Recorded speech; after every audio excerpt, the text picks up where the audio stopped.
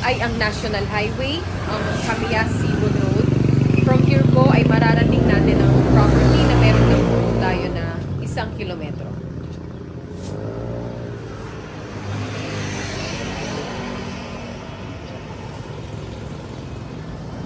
Ang travel time po from Manila papunta sa property approximately 2 to 2.5 hours via North Luzon Expressway and Bypass Road. Ito naman po yung Barangay Road na papasukan po natin mula po sa National Highway at ang layo po ng property ay more or less nasa 1 kilometer lamang po.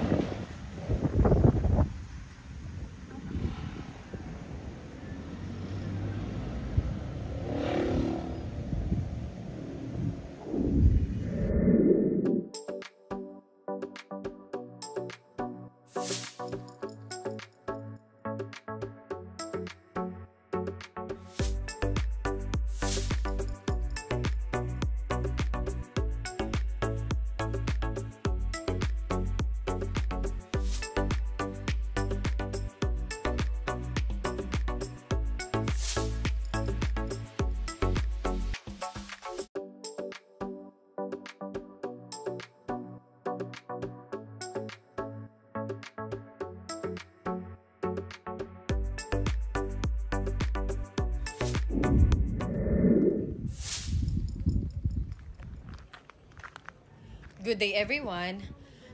This is our property number 92, Rice Farm for sale, located here in San Miguel, Bulacan, with a total area of 8,890 square meters.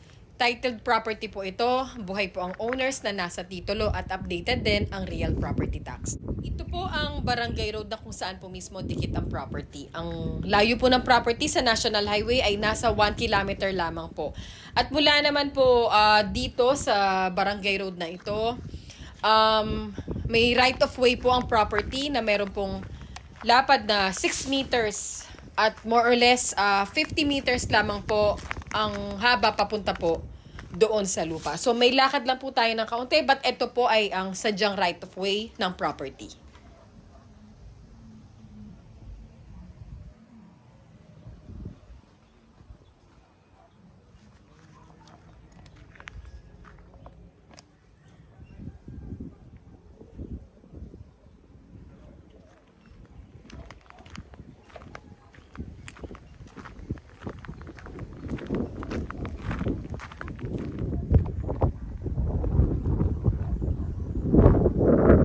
Nandito na po tayo ngayon sa Rice Farm for sale. Kakatapos lang po pala nila owner na mag-ani, kaya ganito po ang itsura ng farm nila.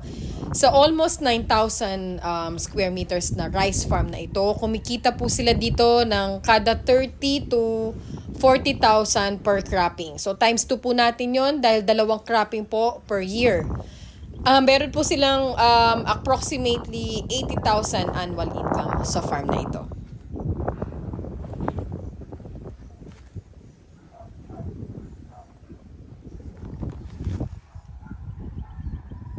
Hindi po pala irrigated ang farm na ito. Wala pong irrigation dito sa area sa ngayon. Pero meron naman po sila owner na water pump na ginagamit po nila sa pagtatanim. Ang isa pong advantage nito, hindi po kayo magbabayad sa NIA ng mga dues for irrigation services.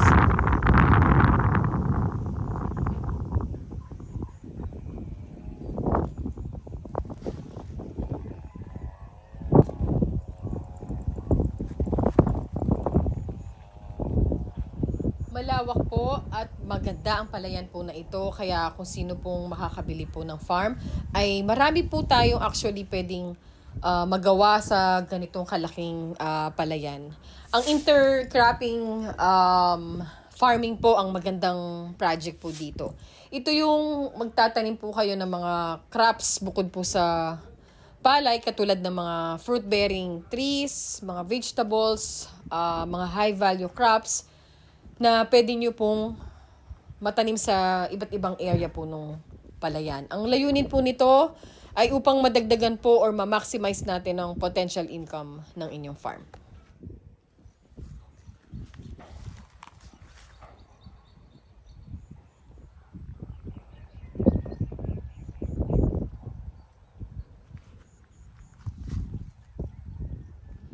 Ang pwede po natin madagdag na mga tanim po dito, katulad ng mga sili, mga tanglad, okra, kamatis at iba't ibang gulay na mahal bilhin po sa palengke. At ang mga prutas naman po, katulad ng mga kalamansi, dwarf coconut, saging at marami pa pong iba.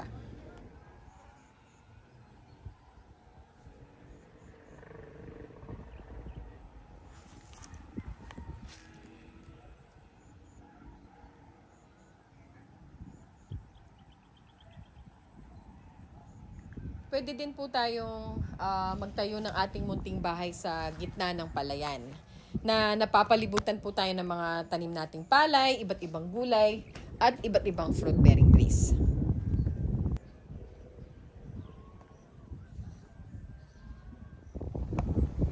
May linya na rin po ng kuryente dito sa lugar at ang source of water naman po ay ang bukal or spring at meron din pong signal tayo for both Smart and Globe networks.